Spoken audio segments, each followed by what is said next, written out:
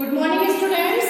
BA part second में हम second paper पढ़ रहे हैं और हमारा टॉपिक चल रहा है राष्ट्रीय एकीकरण में उत्पन्न बाधाएं। राष्ट्रीय एकता के अंतर्गत देश की एकता में जो समस्याएं उत्पन्न हो रही हैं, चाहे वो जातिवाद हो, चाहे भाषावाद को लेकर हो, सांप्रदायिकता को लेकर हो, तो राष्ट्रीय एकीकरण हम पढ़ रहे हैं।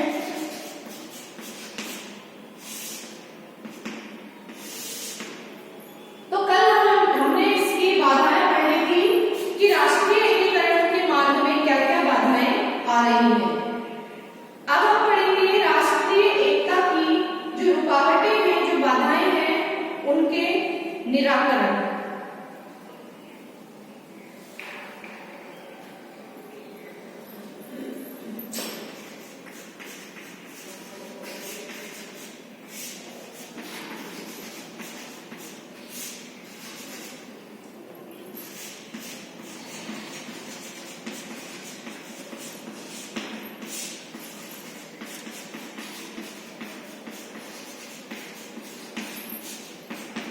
क्या क्या निराकरण है राष्ट्रीय एकता की रुकावटों के? तो पहला जो निराकरण इसमें बताया है वो है समाज के सब वर्गों में राज व्यवस्था का प्रवेश हो।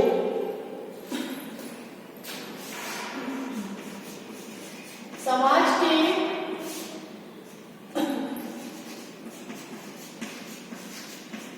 सब वर्गों में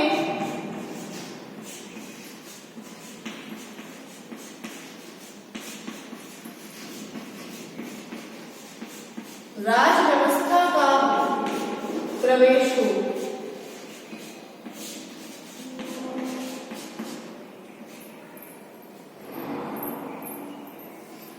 देखिए, राष्ट्रीयता का जो मूल आधार है वो निष्ठा, राष्ट्रीय एकता की समस्या, इन सबका घनिष्ठ संबंध है। राष्ट्र का अर्थ है एक ऐतिहासिक विचार, एक सांस्कृतिक चेतना, एक सीमाबद्ध इकाई और अपनत्व की भावना। ये राष्ट्रवाद है, अपने राष्ट्र से प्रेम करना। तो राष्ट्रीय एकीकरण के मार्ग में जितनी भी बाधाएं आई हैं, चाहे भाषा को लेकर हो, सांप्रदायिकता को, धर्म को, जातिवाद, चाहे इंसानी गतिविधियां, चाहे भ्रष्टाचार, चाहे राजनीति के कारण जितनी भी बाधाएं आ रही है राष्ट्रीय एकता के मार्ग में, अगर उन्हें दूर करना है तो सबसे पहला कदम हमें ये उठाना होगा कि समाज के सब वर्गों में राज व्यवस्था का प्रवेश हो।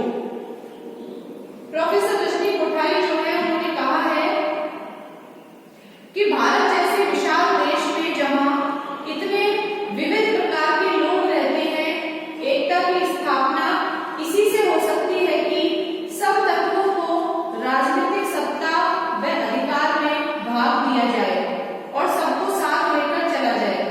इसके लिए जरूरी है कि समाज के जो सब वर्ग हैं वो राजनीतिक व्यवस्था में प्रवेश ले। यदि राजनीति के अंदर एक वर्ग या फिर कुछ वर्गों का ही आधिपत्य रह जाएगा, यदि समाज के अंदर सिर्फ एक वर्ग का ही अधिकार रह जाएगा, तो समाज जो होगा वो परिपूर्ण नहीं हो पाएगा। समाज के सभी वर्गों को राज व्यवस्था में प्रवेश देना चाहिए। चुनाव लड़ने का अधिकार होना चाहिए, चाहे वोट देने का अधिकार होना चाहिए, सरकारी सेवाओं में आने का अधिकार होना चाहिए।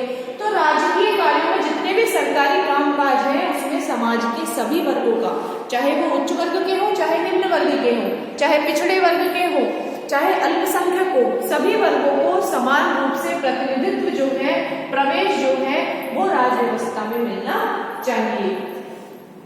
तभी देश की एकता बनी रह सकती है। दूसरा इसमें सहकारी संघवाद को अपनाना।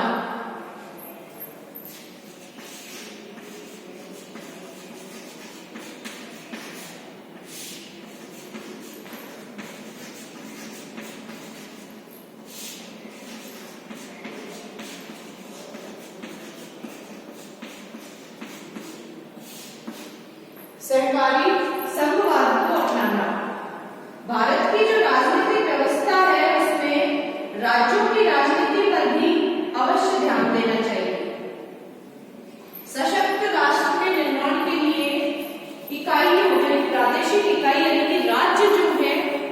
राजनीति पर भी ध्यान अवश्य देना चाहिए, क्योंकि जब तक राज्यों की राजनीति के अंदर सही चीजें नहीं आएंगी, वहां पर भ्रष्टाचार रहेगा, प्रादेशिक इकाइयों की शक्ति और वहां के ओज यानी कि साहस का रचनात्मक रूप से प्रयोग किया जाना आवश्यक है।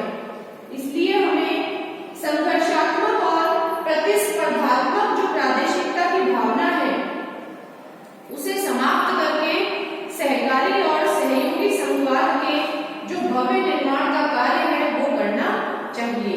सहयोगी संघवाद में पारस्परिक विवादों और मतभेदों का निवारण होना चाहिए, शांतिपूर्ण वातावरण का निर्माण होना चाहिए, राज्यों के बीच में जो पानी का विवाद है, चाहे नदी का विवाद है, चाहे सीमा का विवाद है, वित्तीय साधनों और राष्ट्रीय आपदा के वितरण को लेकर आंदोलन है, तो ये सारे जो विवाद है इस दिशा में भी अंतरराज्य परिषद को सख्त कदम उठाने चाहिए और सरकार को, जो केंद्र में जो सरकार है उसे चाहिए कि वो सभी राज्यों को संतुष्ट करे, सभी राज्यों में विवादों का सुलटारा शांतिपूर्ण तरीके से करे।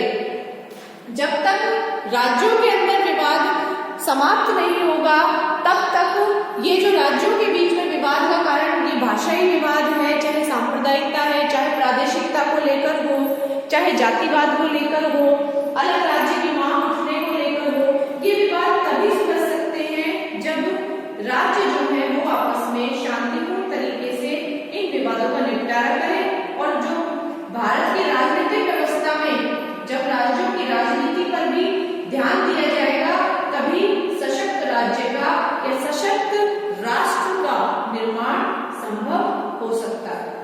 तीसरा है इसमें शिक्षा जगत में क्रांति।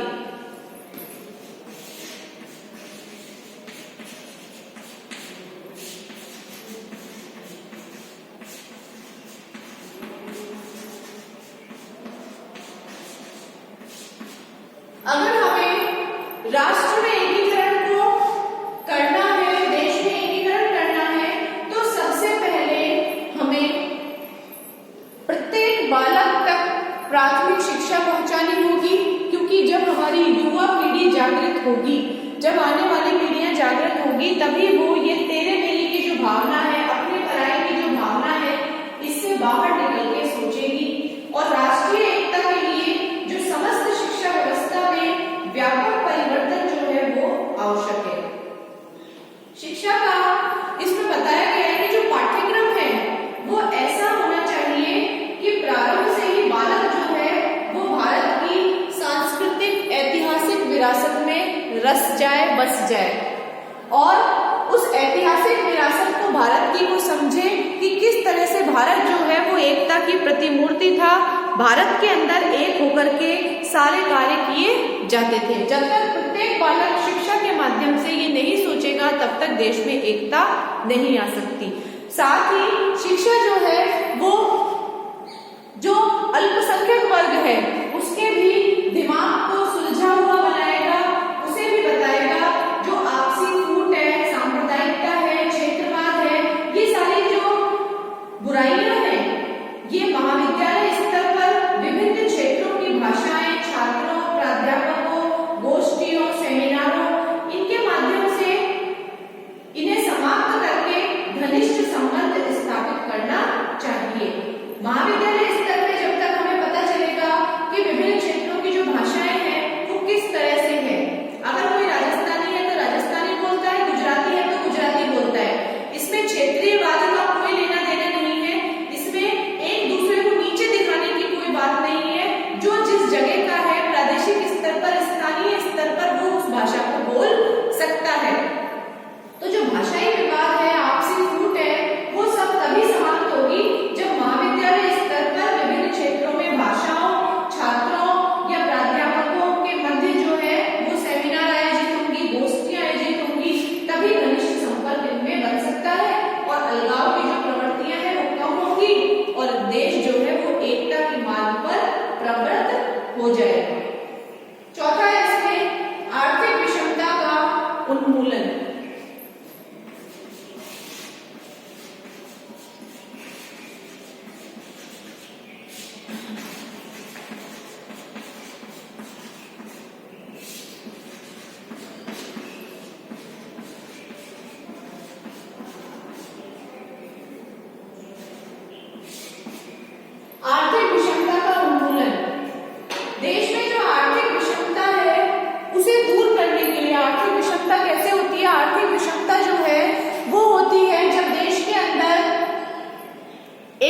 राज्य तो विकास करता है और दूसरा राज्य पिछड़ता हुआ चला जाता है। एक राज्य को विकास के कई अवसर प्राप्त होते हैं और दूसरे राज्य को नहीं होते हैं। तो ये आर्थिक विषमता जो है वो दोनों राज्यों में फूट का कारण बनती है, विवाद का कारण बन जाती है। ईर्ष्या की जो भावना है वो उत्पन्न हो जाती है दूसरे राज्य के मन में। तो इसके लिए चाहिए कि सरकार को ऐसी नीतियां बनानी चाहिए कि सभी राज्यों को समान रूप से, आर्थिक रूप से सक्षम होने का मौका मिलता रहे। सरकार के द्वारा उन नीतियों का निर्माण करना चाहिए कि व्यापार के जो अवसर हैं वो सभी राज्यों में समान रूप से मुहैया कराए जाए। जैसे कि कुछ इलाके ऐसे हैं जो पहाड़ी इलाके हैं, वहां पर व्यापार नहीं हो सकता है, तो वहां पर पर्यटन को विकसित करना चाहिए। पर्यटन के साथ साथ वहां के युवाओं को कुछ इस तरह के रोजगार देने चाहिए जिनके माध्यम से वो आर्थिक क्षेत्र में अपने स्तर को ऊंचा उठा सके। अमीरों और गरीबों के बीच इस बढ़ती हुई खाई को पाट करके ही हम जल्दी से जल्दी जो है वो आर्थिक विषमता और असंतोष को दूर कर सकते हैं। पिछड़े हुए राज्यों और विभिन्न राज्यों के पिछड़े हुए क्षेत्रों के आर्थिक विकास पर पर्याप्त ध्यान देना चाहिए। देश की सारी जनता जो है वो देश के सभी क्षेत्रों का संतुलित और अधिकतम संभव सीमा तक आर्थिक विकास राष्ट्रीय एकीकरण का मूल तत्व है। यदि देश की जनता और देश के सभी क्षेत्र जो हैं वो संतुलित होंगे, यानी कि सभी जो है आर्थिक रूप से एक जैसे होंगे, उनमें ज्यादा अंतर नहीं होगा, एक वर्ग पिछड़ा हुआ, एक वर्ग उच्च नहीं होगा, तब तक देश के अंदर एकता नहीं आ सकती जब तक समानता नहीं होगी। और देश की राष्ट्रीय एकीकरण में जो है ये आर्थिक विषमता को दूर करना सबसे बड़ा तत्व है, मूल तत्व है उसके एकीकरण का। पांचवा है विघटनकारी तत्वों पर प्रतिबंध।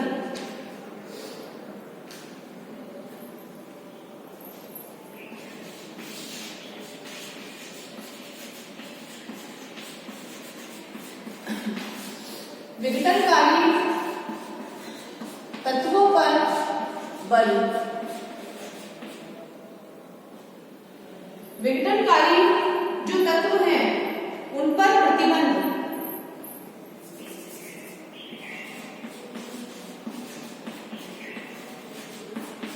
ऐसे तत्व जो समाज के अंदर विघटन पैदा करते हैं, समाज में बंटवारा पैदा करते हैं, समाज को अलग अलग करते हैं, ऐसे तत्व जो हैं वो उन पर प्रतिबंध सरकार के द्वारा लगाए जाने चाहिए। आज भी कई ऐसे संगठन हैं जो जनता में विघटनकारी प्रवृत्तियां उत्पन्न करते हैं। हिंसात्मक आंदोलन का सहारा लेकर के देश में अराजकता फैलाते हैं। लाइब्रेरी वाले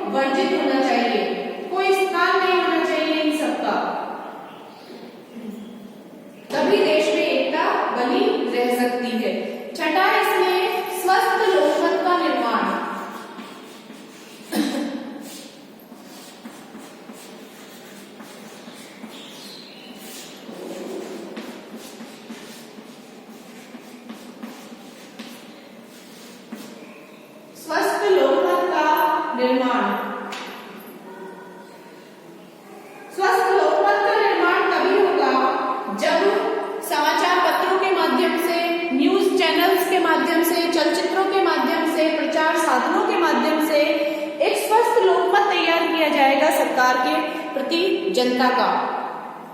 और ऐसा तभी संभव है जब धर्म के नाम पर, जातिवाद के नाम पर, सांप्रदायिकता के नाम पर, भाषा के नाम पर सभी वर्गों को वोट नहीं मांगा जाएगा, सभी वर्गों से वोट नहीं मांगा जाएगा, बल्कि उन्हें एक स्वस्थ तरीके से देश के विकास के नाम पर ही वोट की अपील की जाएगी। ना केवल इसलिए कि हम उस धर्म के हैं इसीलिए हमें वोट दीजिए, हम आपकी भाषा के क्षेत्र के हैं इसीलिए हमें वोट दीजिए, प्रादेशिक स्तर पर हम आपको जानते हैं इसीलिए हमें वोट दीजिए, ऐसा नहीं होना चाहिए। जब तक इन संचार के साधनों के माध्यम से एक स्वस्थ लोकमत तैयार नहीं किया जाएगा, राजनीतिक दलों के द्वारा इस स्वस्थ तरीके से प्रचार नहीं किया जाएगा, तब तक राष्ट्र की एकता नहीं बनी रह सकती है।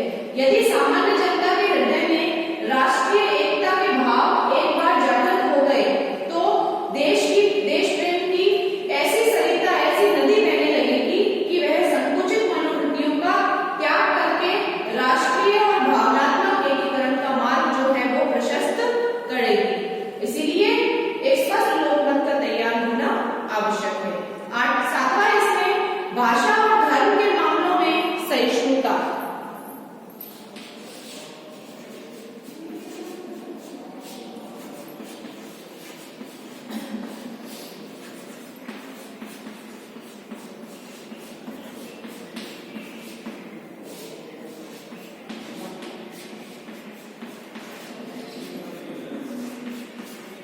भाषा है धर्म के नाम पे सहिष्णुता। देश का कोई एक धर्म नहीं होगा, देश की कोई एक भाषा नहीं होगी, सभी धर्मों का देश में समान आदर होगा। कोई भी व्यक्ति किसी भी धर्म को मान सकता है, किसी भी धर्म को अपना सकता है, किसी भी भाषा को सीख सकता है। ये स्वतंत्रता प्राप्त होगी तभी देश की एकता और अखंडता बनी रहेगी। इसीलिए देश में भाषा के नाम पर, धर्म के नाम पर कोई विवाद नहीं होना चाहिए।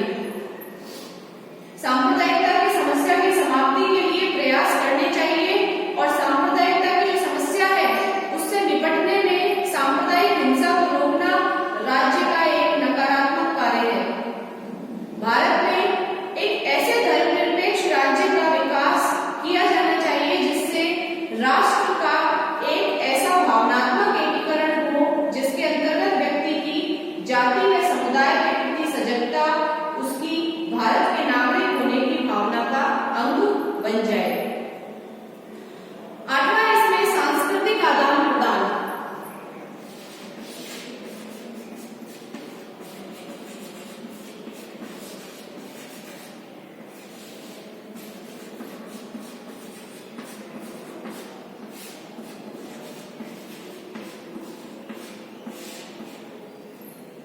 सांस्कृतिक आदान प्रदान विभिन्न प्रदेशों तथा भाषाई राज्यों के बीच अधिक मात्रा में सांस्कृतिक आदान प्रदान होना चाहिए। ऐसे कार्यक्रम आयोजित होने चाहिए जिनमें भारत की विविधता भरी हो और गौरवमय संस्कृति का लोगों को पता चल सके। जब तक सांस्कृतिक रूप से आदान प्रदान नहीं होगा, संस्कृतियों का आदान प्रदान नहीं होगा, एक जगह के लोग दूसरे जगह की संस्कृति को नहीं जानेंगे, नहीं अपनाएंगे और हम स्वयं अपने देश की संस्कृति को नहीं जान पाएंगे, तब तक देश के अंदर एकता नहीं आ सकती है। और लास्ट है इसमें राजनीतिक दलों की भूमिका। देश की एकता को बनाए रखने में सबसे अहम भूमिका जो निभाएंगे वो ये राजनीतिक दल भी निभाएंगे।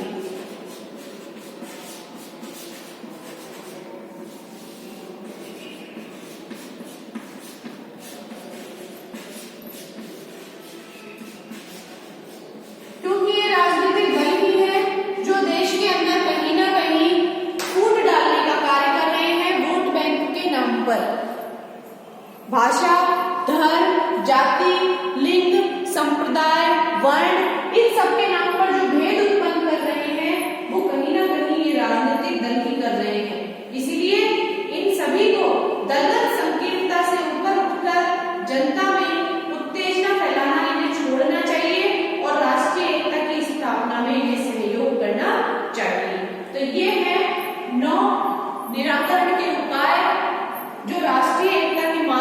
रुकावटें आ रही हैं उन्हें दूर करने के उपाय नोट कर लीजिए आप। पहला इसमें समाज के सब वर्गों में राज व्यवस्था का प्रवेश हो। दूसरा है सहकारी संघवाद को अपनाना। तीसरा है शिक्षा जगत में क्रांति। चौथा है आर्थिक विषमता का उन्मूलन। पांचवा है विघटनकारी तत्वों पर प्रतिबंध। छठा है स्वस्थ लोकमत का निर्माण। सातवां है भाषा व धर्म के मामलों में सहिष्णुता। आठवां है सांस्कृतिक आदान प्रदान। नवा है राजनीतिक दलों की भूमिका। तो ये 9 पॉइंट है, आप इनको डिटेल में एग्जाम में लिख सकते हैं। और लास्ट में है इसमें निष्कर्ष, नोट कर लीजिए आप इसे।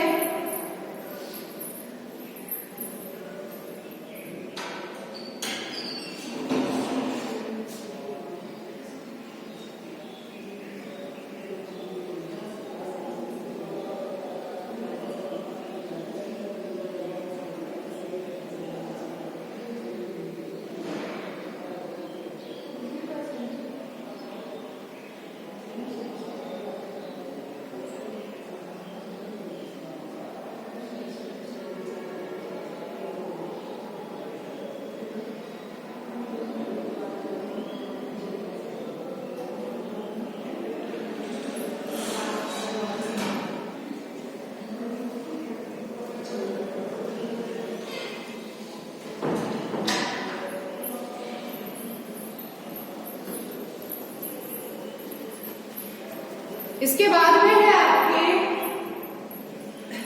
वर्तमान में राष्ट्रीय एकता के लिए चुनौतियां और निष्कर्ष।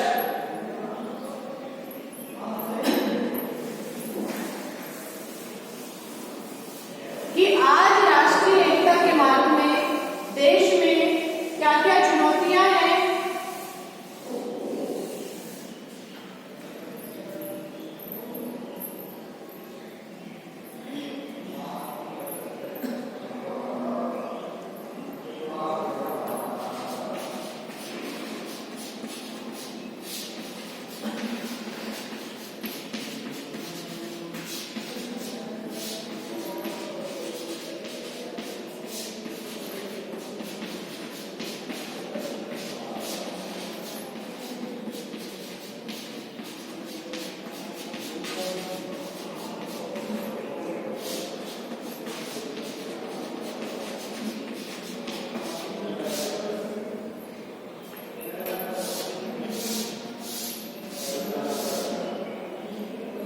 निष्कर्ष है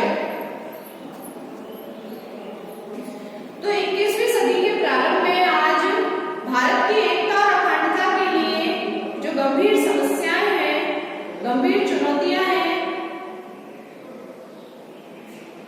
उनकी स्थिति बनी हुई है। जम्मू और कश्मीर राज्य में अलगाववाद को नियंत्रित करने में 1995 से 98 में पर्याप्त सफलता मिली थी, लेकिन आज उन्हें अलगाववाद ने वहां पर सिर उठा लिया है।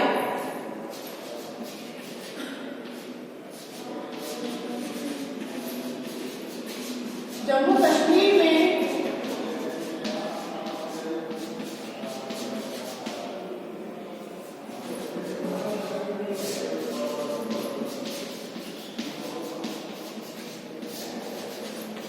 अलगाववाद को समाप्त करने में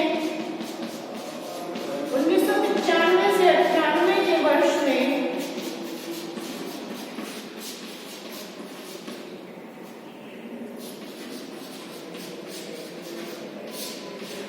पर्याप्त सफलता मिली थी,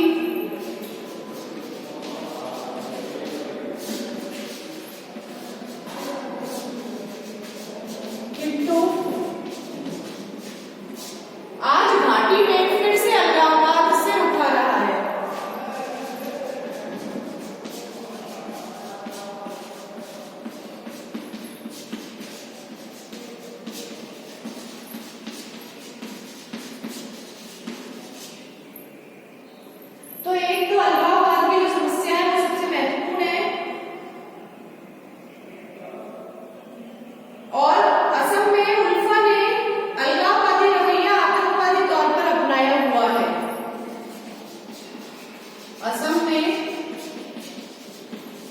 उल्फा ने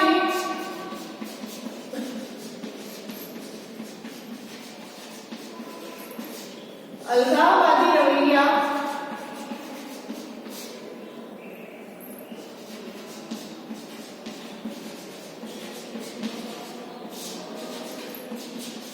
आतंकवाद के रूप में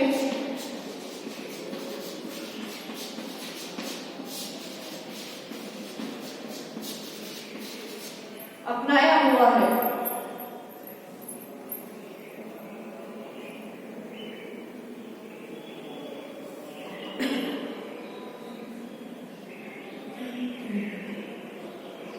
उत्तर पूर्वी भारत के अन्य कुछ क्षेत्रों में भी अलगाववादी तत्व समय समय पर सिर उठाते हैं।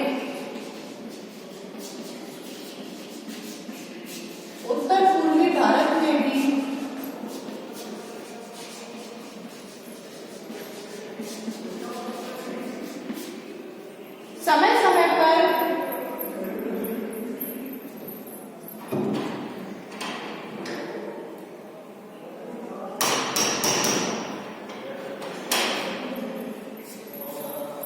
समय समय पर अलगाववादी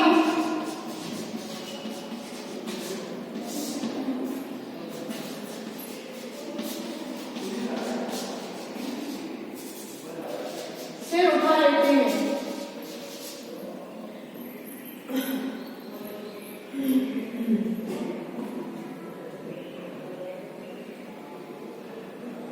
किंतु सबसे बड़ा तथ्य ये है कि इन सब के बावजूद भी भारत जो है वो टूट नहीं सकता।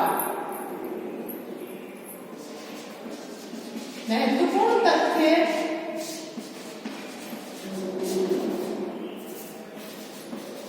यह है कि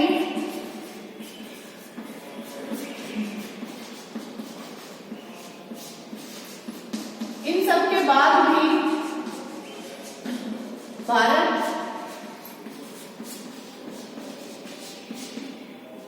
टूट नहीं सकता। ये अलगाववाद जो है, अलगाववाद जो है वो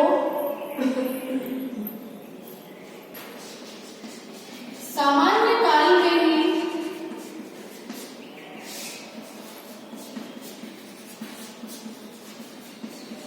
सिर उठाता है।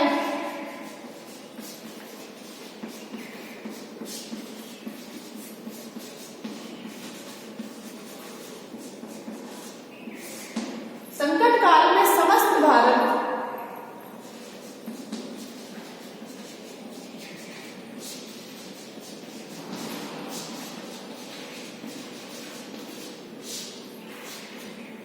एकजुट होकर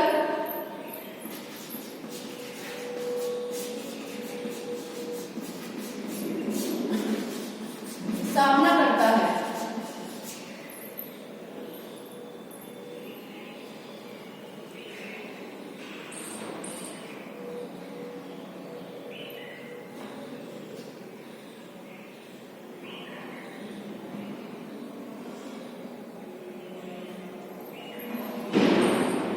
राष्ट्रीय एकीकरण के मार्ग में जो बाधाएं आ रही हैं,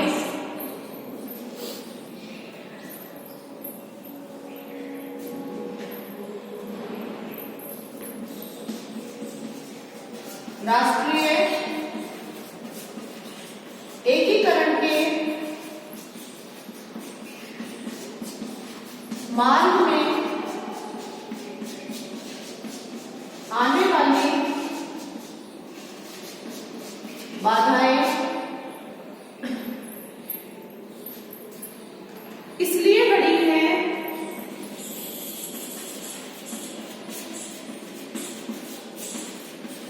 क्योंकि एकीकरण के प्रयास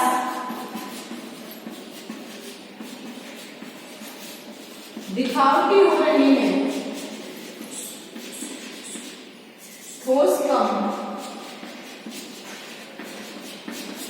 दिखावटी रूप से राष्ट्रीय एकीकरण में प्रयास ज्यादा हो रहे हैं, हो रहे हैं, इसीलिए देश के सामने एकीकरण में बाधाएं उत्पन्न हो रही हैं।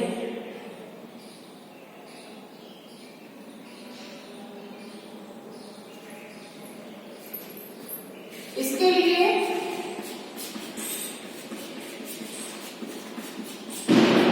मनोवैज्ञानिक,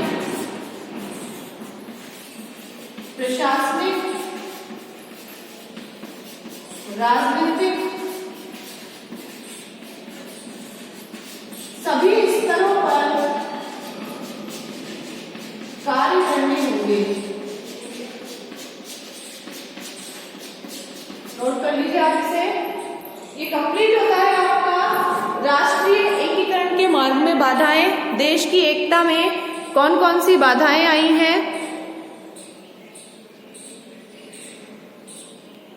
और वर्तमान में कौन कौन सी चुनौतियां हैं। आपके टिप्पणी भी आ सकती है इसमें 10 नंबर की।